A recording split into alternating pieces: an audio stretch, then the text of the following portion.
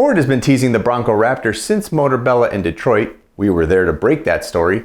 And now Ford has finally given us a first look at the most badass version of the Bronco yet. Let's start with the highlights and then we'll get down to the details. Now this is not our first rodeo covering the Bronco. We did an epic deep dive when Ford first premiered the Bronco, and we just did a full street and off-road review of it this past fall. Click up here for both of those videos. So what's new with the Raptor? A whole lot. When you think of Raptor, you of course think of two things: more power and fast off-road capability. And you get both of those in the Bronco Raptor, starting with a 400 plus horsepower twin-turbo 3-liter V6. Now that's not the Coyote or Voodoo V8 engine a lot of people were hoping for to directly compete with the 392 Wrangler, but that is a ton of power and a huge step up from the 2.7 turbo engine, which makes 310 horsepower but a stout 400 pound-feet of torque. At this point, Ford hasn't released the torque rating on the 3-liter engine yet, but it is the same size engine in the Explorer ST, which makes 415 pound-feet in the same 400 horsepower as the Bronco Raptor, so we can expect the Raptor's torque figure to land right around that same 415 mark. All of these numbers fall short of the Wrangler Rubicon 392, which makes 470 each of horsepower and torque, but it also makes a glorious exhaust note from its Hemi V8. So on paper, the 392 should be faster and sound better, but paper and real-world results don't always match. I'm sure soon enough we'll have plenty of comparison tests between the Bronco Raptor and the Rubicon 392. The lack of a V8 isn't the only thing that will disappoint hardcore fans about the Raptor though. The only available transmission is a 10-speed select shift automatic. So once again, manual transmission enthusiasts are still relegated to the least powerful engine in the lineup. At least here the Raptor doesn't lose points to the 392, as that beast also, frustratingly, is not available with a manual transmission.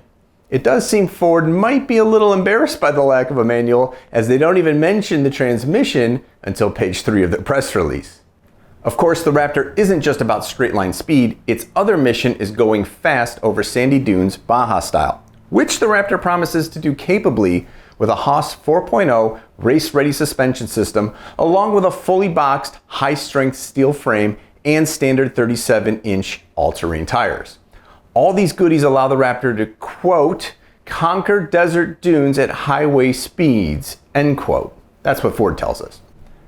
All we know is the video Ford released today is very impressive, as the Raptor suspension soaks up high-speed bumps with ease.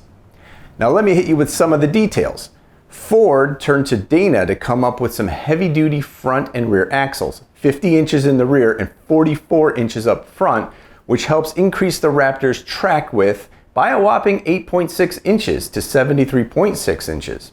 In fact, the Raptor is so wide now that it features the required 3 amber lights in the hood scoop to let everyone know something wide this way comes. You also get an advanced 4x4 system, an upgraded transfer case, and a low gear with a 67.7:1 crawl ratio. But the biggest upgrade comes in the form of Fox High Performance Off-Road Stability Suspension, or HOS for short, with live valve technology and semi-active dampers. What all that means is that sensors monitor what's going on hundreds of times every second and adjust the suspension accordingly, as you can see here. Now, Ford could have left the Raptor's capabilities at that and called it a day, but they didn't. They wanted to make sure the Raptor was also the best at crawling over rocks at low speeds to give the vehicle top performance off-road at both high and low speed. You get 7 goes over any terrain, or GOAT for short, modes, including a unique Baja mode that activates a turbo anti-lag calibration and a new tow and haul mode that helps enable a 4,500 pound tow capacity. Now that's 1,000 more than on the regular Bronco. Of course you get trail control, trail turn assist, and trail one-pedal driving included as well. The Raptor's theme continues to the styling as well. You of course get the trademark Ford grille in huge black block letters, the aforementioned amber marker lamps, a heavy-duty modular steel front bumper with tow hooks, a sheet molding compound hood with an integrated hood vent, And finally, Raptor logos on the sides of the hood bulge. With the wider track and fender flares, the Raptor sits 9.8 inches wider than a standard Bronco, and its larger tire package means it clears a stout 13.1 inches of ground, which is an astonishing 4.8 inches more than the base 4-door and 2 inches more than a Sasquatch package Bronco. Inside, the Raptor gets an all-digital 12-inch gauge cluster that features a new performance view that emphasizes the tachometer and gear readings and also allows for the customization of the gauges. You get a unique steering wheel with paddle shifters, unique high bolster front seats, and touches of Ford Performance Code Orange throughout the interior. For those of you who like the look of the Bronco Raptor but won't ever get it seriously dirty, Ford would like to upsell you on suede seats, a leather-wrapped outer seat bolster, and carpeting. All Bronco Raptors will come with standard high package that includes Sync 4 with a 12-inch touchscreen and a 360-degree camera. A Luxe package buys you a 10-speaker Bang & Olufsen audio system and adaptive cruise control. I bet you're wondering two things at this point. When can I get one and how much will it cost me?